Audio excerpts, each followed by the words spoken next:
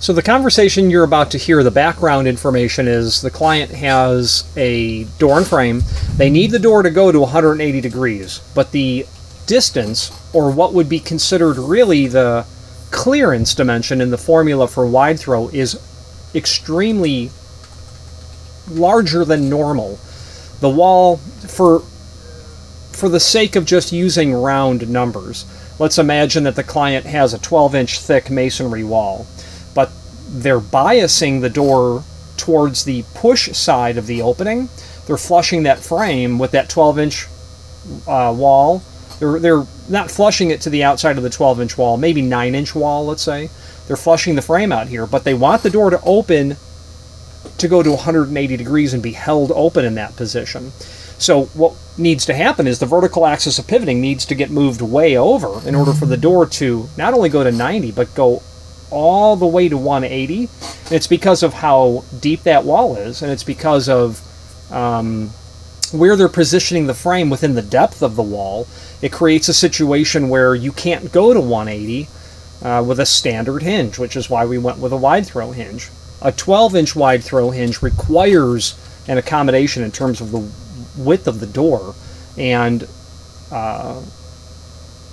we'll go through you'll hear the conversation then, because I'm not confident that what has been manufactured is going to work. I'm actually going to AutoCAD this myself, because I did receive shop drawings from the client, and what's in the shop drawings is not what was said completely,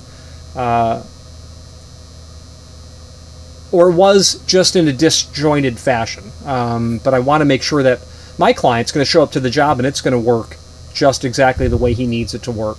And let's move on. Architectural Builder Supply is pleased to present you with this recording of the technical question that is listed in the title of this video. This call may be monitored and recorded for quality assurance.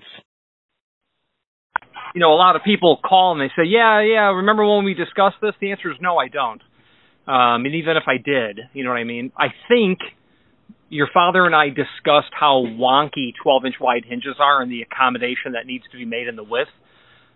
Maybe him and I never did. But a conversation should be had with a door manufacturer about 12-inch wide hinges because of the accommodation that's needed in terms of door bevel or door width when you have such a wide hinge. It throws the pivot axis way out. Do you want me to call your door guy and talk technical with him? Do you want to call him and three-way it, or do you want to do something like that? Yeah, I can three-way it. I just, I'll tell you, I think they already have the door manufactured, but all right, let's give it a try. It's better that they catch it. It's better that this discussion's had before it shows up and you're there with your hammer. Okay, I'm going to add the call now. Yeah, let's do it. Okay, stand by.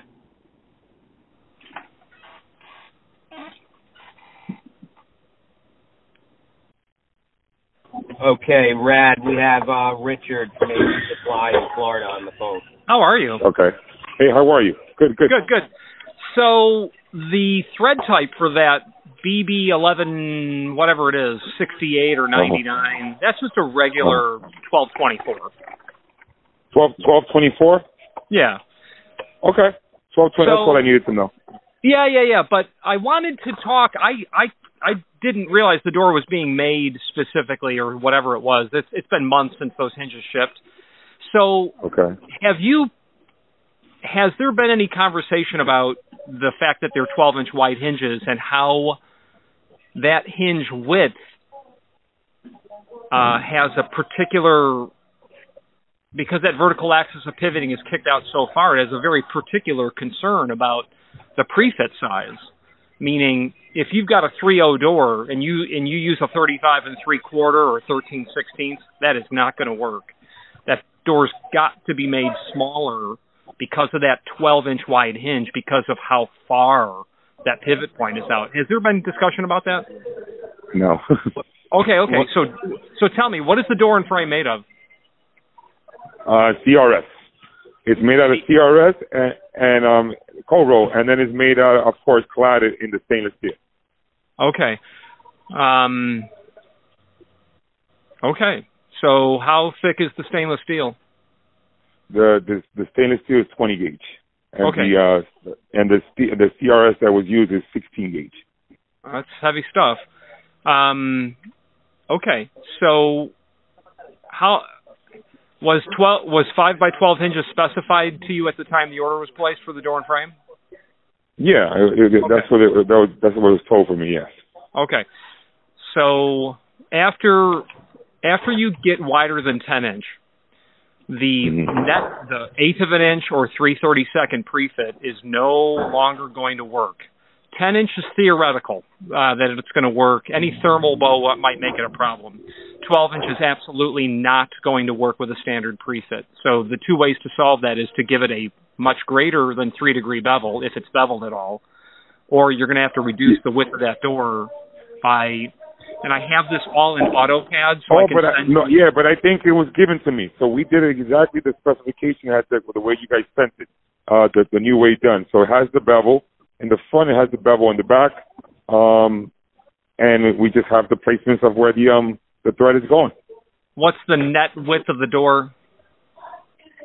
The net width of the door is the width of the door. You mean the size of the opening of the door? No, sir. How wide is the door? The actual net width of the door? It's 1 3/4 inches. That's the thickness. And then the wide is what was it? 35. What was it again? I don't have it in front of me. Hold on 1 second. It's what it was, 35 3/4 or something like that. I think it was. Is it a 3/0 door? It's not. It's a 32-inch opening, and I believe we made the door 35 3/4 on the outside.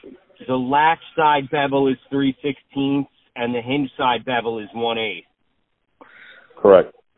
So you're saying that I can't open the shop drawing right now on my phone. I'd have to be in the office. So are you saying that you all allowed a 3/16 gap between the lock style of the door and the jamb? Yes. Okay. In the back side. So we beveled it by 3/16 on that latch side, yeah. All right. So I heard 32. Is this a 3/0 door? Just 36 inches the inside width of the frame? Yeah, that's what is made. Okay. It's made larger just for the door stop. For just to make sure for the stop. The opening is 32, but it's obviously larger just to accommodate their opening where it's sitting at. What's 32 inch? The actual opening of the entrance. The opening of okay. the. Sorry, I got it confused. So the opening is 32. So what you mean, like a rough opening that you're going to install the door and frame into? It's already been installed. That's the actual opening of the actual walkthrough. And now when we install this door, which now, as a matter of fact, it has a 36-inch opening. It's a 36. They took a quarter off. That's what was taking away. Okay, so you've got a 36-inch wide frame, and you took off a quarter inch, so your door is 35 3/4. Correct. Okay, it's not going to work. That door is too wide for a 12-inch wide hinge. All right, I think this conversation was supposed to be had before we manufactured the door. That's why I asked you 5 minutes ago if the hardware was specified to you when the door was ordered. So when Matt called this morning to ask the 1224 question, I said, hey, by the way, I mentioned his father and I may have had a conversation months ago. I don't recall. But if you were told 12-inch, the bottom line is 12-inch is a real gnarly animal. So do you guys have AutoCAD or something like that you can rotate? Well, we put it on CAD, and the architect approved the adjustments that we're speaking to right now. They put it on CAD, and he was actually the gentleman or team who said that a 3/16 bevel on the latch side will work. And if we have the door 35 3/4 and the 36 opening, it'll work. So rather than an 1/8 of an inch in 2, you all made it 3/16 in 2? No, 3/16 on the latch side and 1/8 on the hinge side. But I'm not understanding what's 3/16. If it's a 3/0 wide, 3/16. Yeah, what it is that they did the face of the door. that faces the outside is 35 3/4. Now the inside portion, take off the 5/16, the 1/8 on the front, the back side, and the 3/16 the other side. So that's why it's like a bevel. So it becomes smaller. That way you can picture it in your head. So the definition of bevel is 1/8 and 2. It sounds like you changed that to 3/16 in 2. So that very likely will solve the problem. The relief on the bevel on the hinge side, not going to play such a role. Actually, I think it might make it more problematic because putting a bevel on the hinge side, it's going to be an issue. It's going to be an issue. That hinge is not, the swag on the hinge is not meant for a beveled edge door. So I've always thought about that because it's flat. It's not going to be like they're both going to be perfectly flat. It's going to look like a V. A little opening all the time, correct? Exactly right. And the problem is that hinge, because of its width, is going to really jam that hinge way out, is what it's going to do. So I would re-AutoCAD that. You know, when I say AutoCAD, I mean someone's drawing the object and rotating it. So I would redraw it with a beveled edge door, using the full mortise hinge, the Hager BB, whatever it is, 1199 or 1168, and then I would see what that looks like again, because But I think John did that, right, Matt? I think John did that. That's what he did. I'm of the understanding that John did that. I was actually I got on a Zoom meeting with him months ago, and they did the CAD operation on the computer screen right in front of us, and they were of the mindset that this was going to work. Yeah, the issue is the bevel, because the hinge is not swagged. The leaf is not swagged or bent for a beveled edge door. It's like when you use swing clear, you have to know if they're beveled edge or square edge doors. I would say not less than this. Hang that door in the jam before it goes to the job site with the hinges to make sure it swings. I'm thinking it's not going to. In fact, I don't think the door is going to open at all. Well, the frame's already grouted in on site. We were trying to bring the door to it and install. Right on. Yeah, I would. You want me to call the architect and make them run the CAD again? Hey, Matt, I think, I'm sorry, guys. I'm sorry to interrupt. But at this moment, at this time in the game, I think we're gonna have to try it out first, man. Let's try it out first.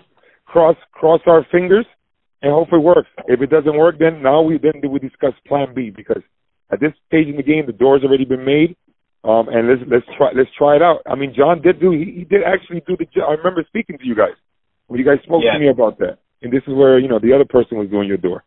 Yeah. All we're looking to do is to make sure Matt doesn't show up there and has to go home a half an hour later. That's all we're trying to do. That's all. Yeah, I think we're going to have to try it out first. It's already been made. Yeah. So I can, I would have your guy rerun AutoCAD. I would have him call me if he wants to talk about why he's rerunning it. And it's because of the beveled edge. The 3/16 bevel very likely will work. So let's go from there. Let me know, fellas, what happens, and let me know what I can help with. Not a problem. All right, I'm gonna let's just keep moving forward, I guess. Okay. What did we say the tap was? 1224. It's 1224. Yeah, definitely. Yeah, it doesn't change to quarter 20 until I think it hits above 6 inch and above. I think I'd have to look, but not 5-inch hinges. All right, so 1224. All right, let me just get on this, guys. All right, thank you, fellas. Thank you, gentlemen. Bye-bye. All right, let me reach out to Rich and John. All right, bye. Thanks.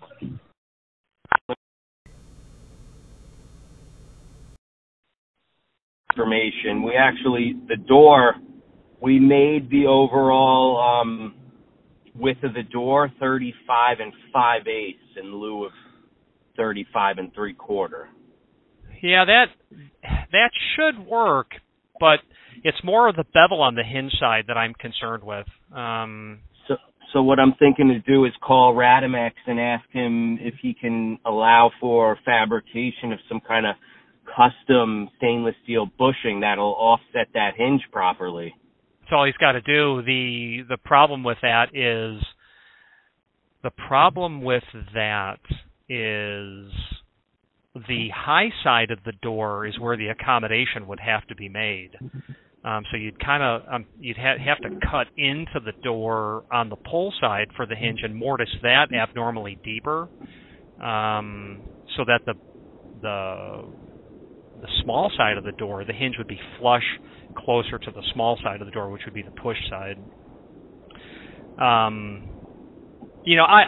would like it if he would just take a stock 3.0 frame, and just, give yourself, just three pieces and just knock them together. Don't weld it, and just lay it flat and put that door in there and try to lift it up and out just to make sure that it clears.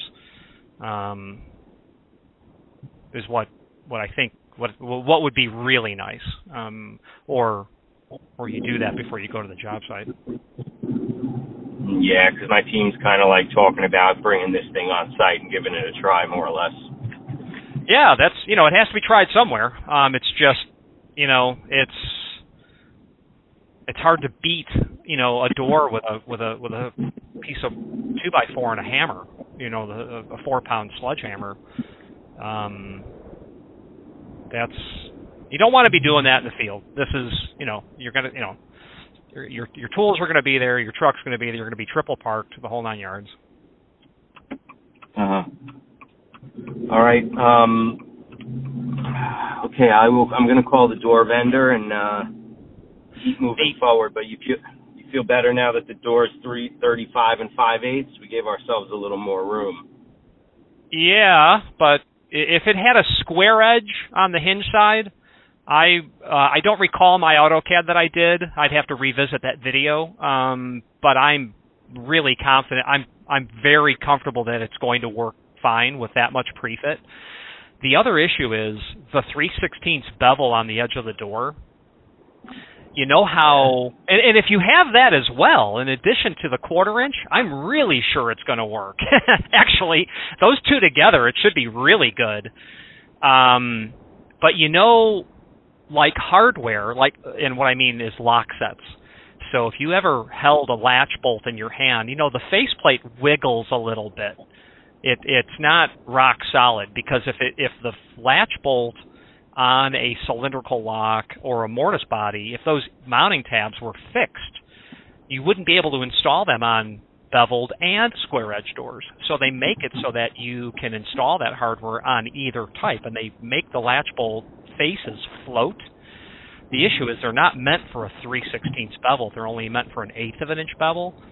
You'll be able to probably make that work, but the aggressive bevel on the edge of the door solves one problem but potentially creates another, and that means getting hardware installed, because hardware is not meant for that aggressive of a bevel. We're using a surface-mounted strike with the Dorma exit device. Oh, you're fine. It could be a 10-degree bevel. No, you're fine. That's perfect. Awesome. Right, yeah, nothing. Yeah. The panic device is not mortised, actually. So. Awesome. Yeah, awesome. Yeah, so a heavy bevel and a 1/4 inch, and I would try it because what you could possibly, I don't want you to have to put that hinge in a vise and then start to try to re-swag the hinge leaf to bend it slightly. Like McKinney makes hinges that are literally just meant for beveled edge doors, where they got one leaf that when you bring them together in the closed position, one leaf has got a 3-degree bevel on it. It goes away from the other leaf to account for that. Sure. Okay, so I think we've done a lot to address it showing up and it being a fail. It's hard to bend that type of hinge when you're whacking on it. So you might want to do that before you go to the job site, or at least not be there, because you got a barricade up, I imagine. So I would test that before you go through the effort. Okay. All right. Okay. All right. So that seems positive. We're gonna keep moving forward. So if you wanted to bend the hinge, you just put it on a vise in the shop and and beat on it. What's just hit it with the 4-pound mallet. Yeah, I wouldn't really want to do that at all. And if I was going to actually try to bend that leaf, I would probably bolt a vise to a steel column and then, use a really long lever. Sure. Now, there are hinge swagging tools, but it's literally just Cro-Magnon trying to bend the hinge leaf. Right. Kind of need a machine on those, Well, if you're doing one, it's no big deal, but you've got 3 to do, and they all have to be the same. Right. 4 actually. 4. Okay. Well, there you go. Even yeah. And that was that question I asked the fella. He's a super nice fella, but I needed it to be stated. I needed to know who told the guy to make it for those hinges because. Either he wasn't told or he was, and no, he was told. Yeah, so okay. He knows, but I think between all of us, between Franco as the GC, the architect, the door and frame vendor, we're all a little bit in a new world with these huge hinges. So we tried to make all of those provisions that we just discussed, and we're hoping it's going to work. Yeah. Absolute worst case scenario is that it's a new slab before they put the 20 gauge stainless cladding on it, and so that you can just adjust that bevel on the hinge side. That should be the absolute only thing that would worst case scenario have to happen. Just a new slab. Yeah. Well, I'm pretty sure they already put the door together. They're at the point where they're just drilling and tapping the holes on the hinges. Yeah. Well, yeah, it would also be a good idea to swing it in the shop before it gets put on the delivery truck, because when you're doing that much hand labor, just lots of opportunities for something to be off a little bit. Just lots of opportunities. Yeah, I would have to get him the hinges. They're in my shop. All right, I will call and discuss. Thank you, sir. Thank you, Richard. Bye-bye. Bye now. Architectural Builders Supply hopes you have enjoyed this program. Okay, let's take a look and see what we have here. I'm going to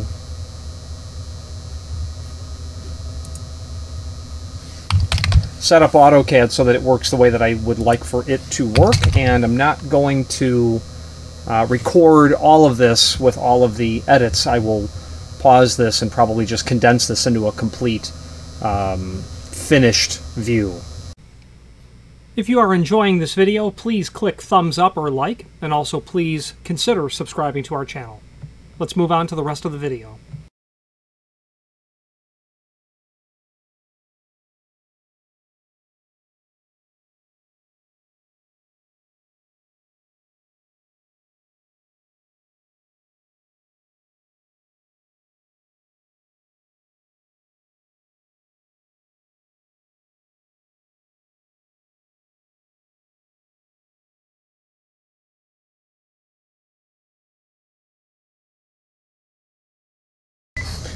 Okay, Matt, what I've done here is I've created a scenario, and the scenario is per the shop drawings, where I've got a 35 5/8 wide door, and I've got 1/8 of an inch on a beveled edge door. I've got 1/8 of an inch here. For the shop drawings, I've got 1/8 of an inch over here. I've got a 3/16 bevel on this one, and I've got 1/8 of an inch bevel on this side.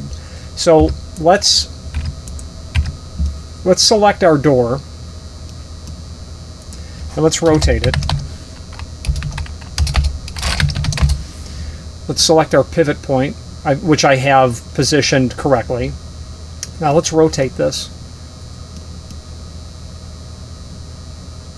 Probably not unlike what you're going to need to do to get that door held open.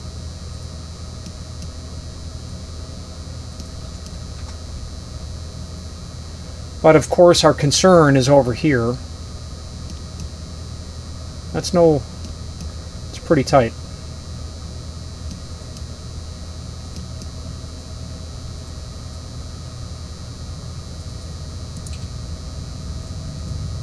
That gap is 50 thousandths. That's here, I bet.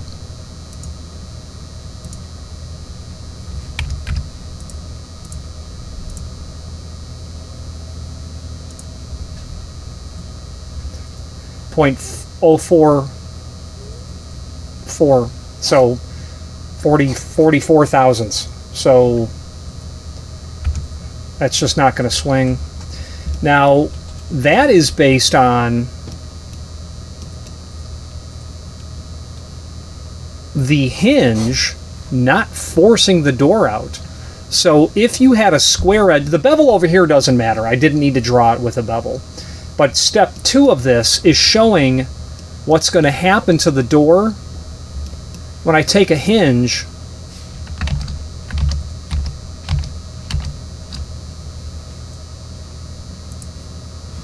let me show you. What I'll do is I'll draw it in here and show you what's going to happen.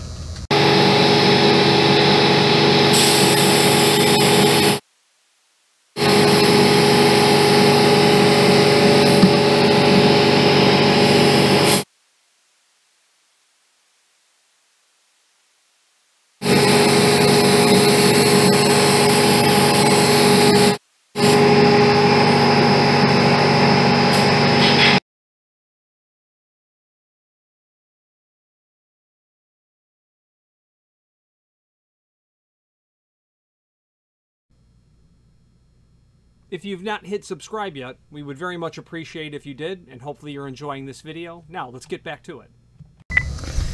So Matt, I've got some additional lines drawn here, and what we know absolutely is here's the template of what we're dealing with here, and 5 by 12. Okay, so a 5-inch heavyweight hinge is going to be 190 thousandths is actually what it's going to be. 190. So it's a pretty thick hinge. So what we know absolutely is the hinge is going to occupy the space from the face of the frame back 190 thousandths. That's absolute. This leaf is going to be straight up to the barrel. And the fact that I didn't draw it correctly here just doesn't matter. I mean, it's going to have a bend to it. But we know, actually, if I drew, what would fix that is just increasing the diameter. Diameter, let's go, what is the diameter? E, the E dimension is 47/64. Does that work? Yeah. So the bottom line is we can get in here, trim that. So, I mean, the hinge is going to look more like this on the one leaf. The problem is when we space the second leaf over according to the center line and then put a 3-degree bevel on it, which is what would have been done, the dimension here, it's close to 190 thousandths, even though it's probably 160 thousandths would be my guess. Distance.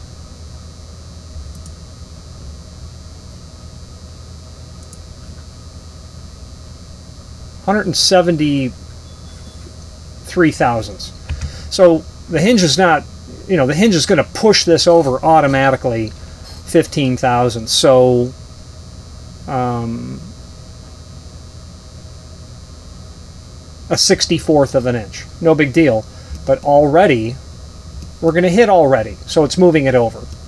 The real issue, however, is when you try to take 190 thousandths and get it flush back here. So it's not going to be flush back here, is the bottom line. We come to where our hinge needs to be down here, and we come over 190 thousandths. It's going to be coming off. The hinge won't be flush with it, is the bottom line. So best case scenario is it moves the door over, not theoretically another 64th of an inch. The hinge is going to kind of look like,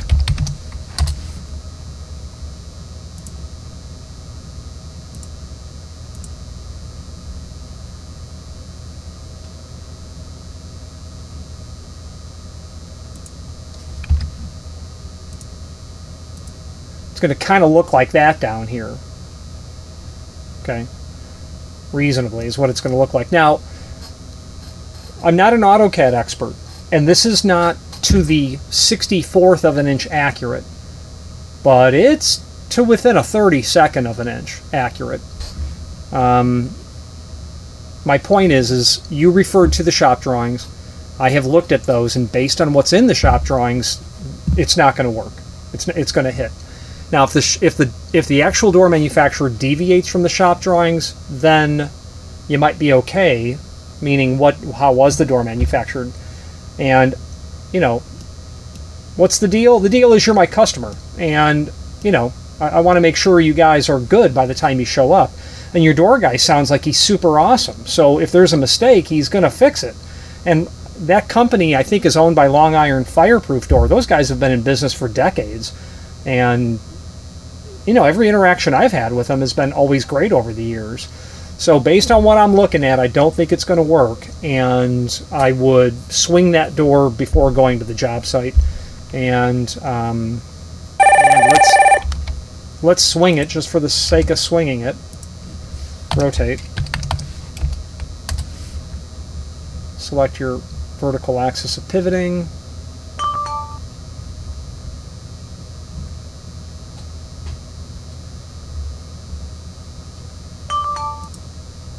Oh, what did I do? Rotate, select your object.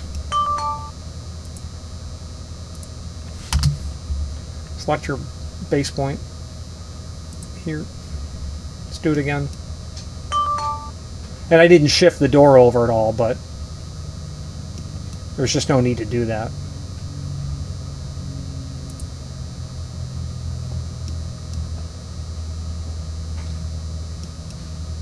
So that's what we're concerned with, is that 44 thousandths of an inch. Thermal bow, you know, that door swelling because of heat. Yeah. Anyway, I'm not trying to solve. I'm not trying to create. I'm trying to solve problems, and hopefully this helps. Thanks. If you've made it this far into this video, you must be determined to see it through to the end, and we appreciate your hanging in there with us and watching this entire video. It means a lot. It takes a lot of work to create these videos in the sense that, you know, it's time taken away from doing other things. However, the advantage for me personally of creating these videos is the fact that it does allow myself to either learn about something new, to reacquaint myself with something, or to reinforce what I believe that I already know. Any comments that you might leave down below would be greatly appreciated. Thank you. Okay, so hopefully that reasonably reflected what to expect with this application, proving that there's going to be a problem based on the information that we have. You don't want to find that out when you're at the job site. The door is going to need to be made. What I would actually do is I would make the door. So what would I do? I would at least, I would remake the door with a square edge, and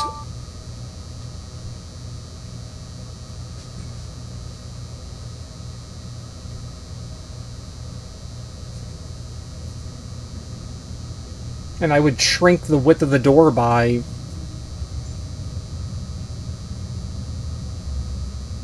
well, the issue is making the door smaller is not an answer, because now you've got a really excessive gap. The issue is with a 12-inch wide hinge, that's what you're dealing with. So the client stated, well, he said it was an exit device. Why in the gospel? Okay, yeah. It's a path of egress. Door's going to be held open all the time unless for some reason it's closed in an event of an emergency, but you can still exit that way. Because the stop is 5/8, you know, you can kick the door back. You know, you're not going to really see it. It's obviously no security unless when it's closed. If it's exit only, there's no re-entry, and what they could do is put an offset astragal, an offset bar astragal on the pull side, and that will certainly always cover that gap. You won't see it from the push side, so I would reduce the width of the door. I'd probably take it down 3/16, an additional 3/16 is probably what I would do. Remake the door with a square edge, on the hinge side, and I would reduce the door. I would still do a heavy bevel, a 3/16 bevel for sure, maybe even 1/4 inch, and I would reduce the door size by maybe 1/8 of an inch, depending on what type of bevel that they put on there. But before I remade the door, I would actually replot that in AutoCAD and see what it told me to do. So 1/8 smaller, 3/16 or 1/4 inch bevel, and that means 1/8, 3/16, 1/4. If you take a space of 2 inch, you've got if you take a rectangle that's X wide and 2 inch tall, the width doesn't matter, and 2 inch tall, and you draw a right angle triangle. Let's switch to AutoCAD to do this. Regarding the links to ads that you might see in this video, we do apologize for any interruption to a smooth viewing experience, and hopefully the ads that are being presented to you are related to the base product. And if there is something, feel free to click on those and perhaps consider taking a look at what that other advertiser is promoting. Let's get back to the video. Okay, what we're drawing here is, what we're illustrating here is what is bevel. Line,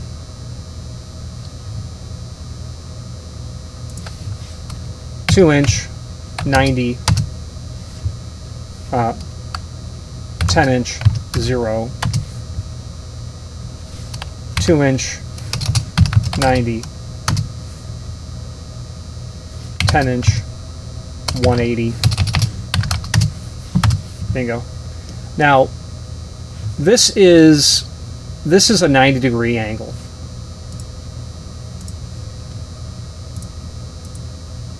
(90°). These two objects, they're at 90°. Now, if I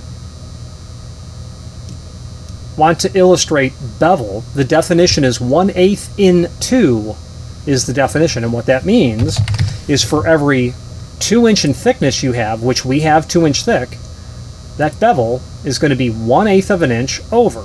Oh. Which translates to 87°. So here we're going to go over.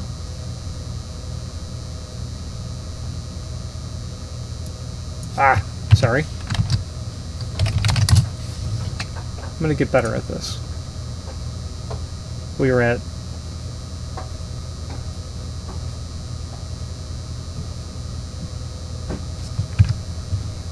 line,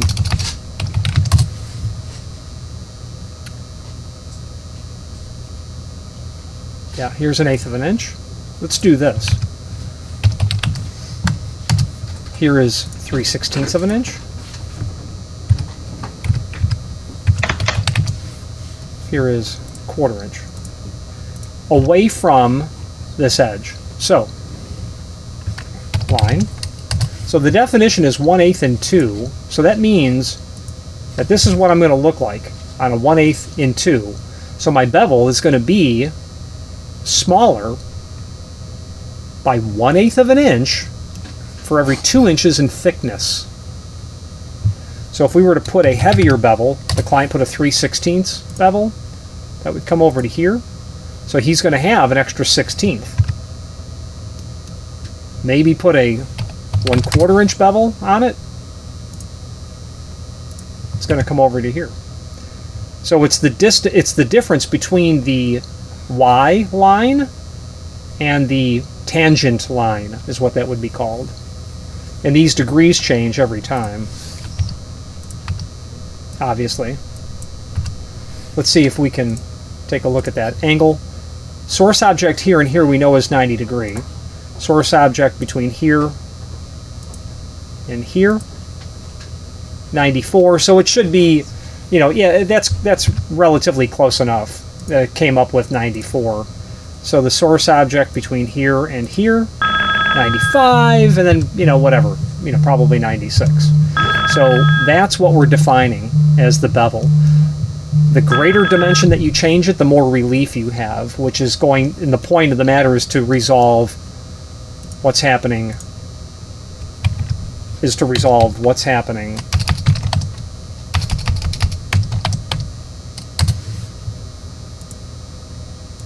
right here. to resolve that. Okay, let's wrap up this video on camera.